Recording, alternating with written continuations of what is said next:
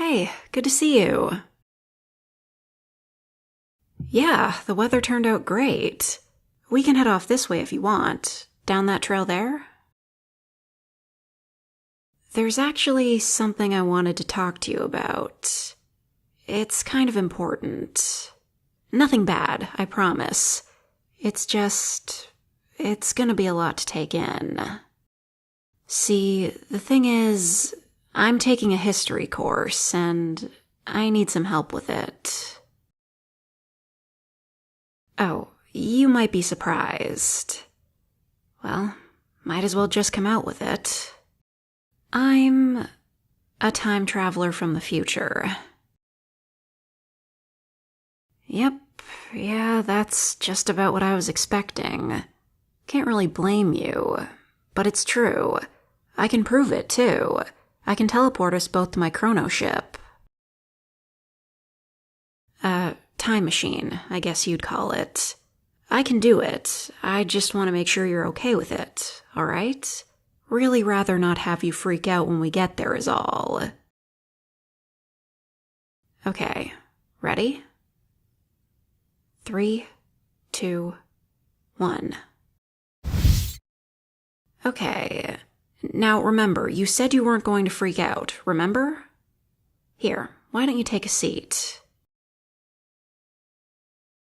Oh, it's called a nanotech alloy. Basically, I can reshape the substrate of the walls and floor telepathically.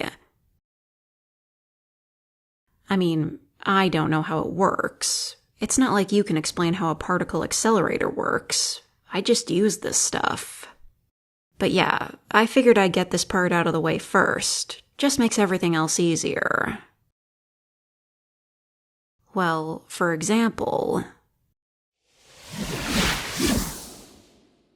So, yeah, this is what I really look like. Hey, don't be rude. I mean, just think how weird all of you must look to me. All short, stocky, with tiny little craniums. Well, we all have larger heads. We're not all this tall and lanky, though. Only celestialites. That is, people who live in space. The generations in lower gravity resulted in our bodies changing. I mean, I wouldn't even be able to stand on this planet without muscle relief nodules in my joints. Oh, thanks. I'm actually super into fashion back home. Fun fact, my clothes are actually made of the same material as my ship. I can alter it in any way just by thinking. See? Fashion's actually what first got me into history. Looking at video files of people in past centuries in different clothes, it was like they were living in different worlds, and I wanted to learn more about those worlds. Yeah, when I said I was from the future, I didn't just mean next Sunday AD. There's no point in giving you the year because we're using a whole different dating system, but from your perspective, I'm approximately 47,000 years in the future. So yeah, as you can probably imagine, a lot has changed. I guess you could call it an evolution, but not in the natural selection kind of way. Most of the changes are the result of genetic manipulation. It's easy, really. Kind of like how kids in your time play with blocks. With our increased brain power, we communicate entirely telepathically. I had to download your language before my application to come here could be approved, not to mention going through voice training. Not gonna lie, it's such a cumbersome way of communicating. Slow, inefficient, prone to errors. Sometimes I'm surprised you people can get anything done.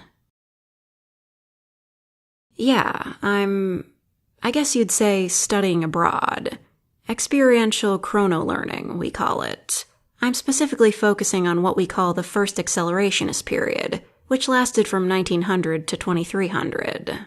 It's mostly characterized by a rapid increase in technological development against a relatively slower pace of social development. Anyway, before I go on too much of a tangent, part of my research for the course is to interview 4 different people from 4 different points throughout the period. You're the second person. Well, now don't get too excited.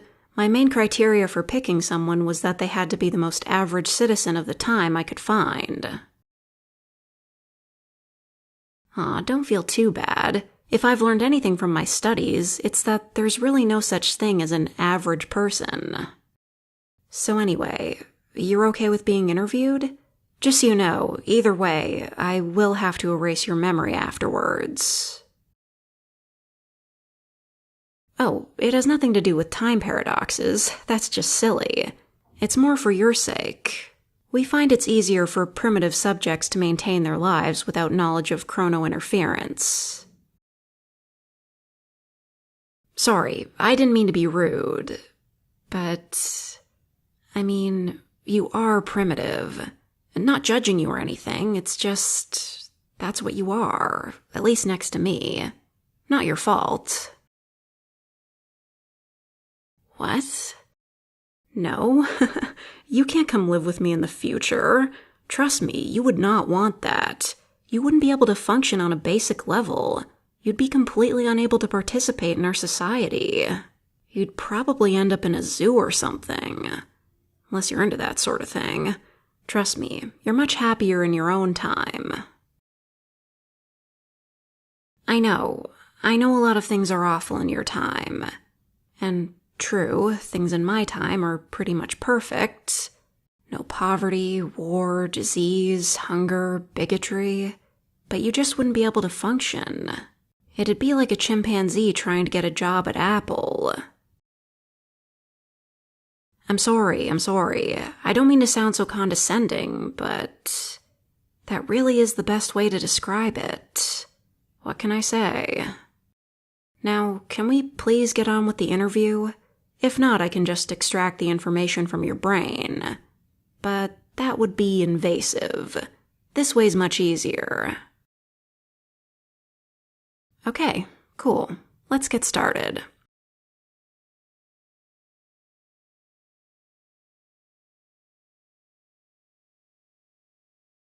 Oh my god. They made the big brain meme real.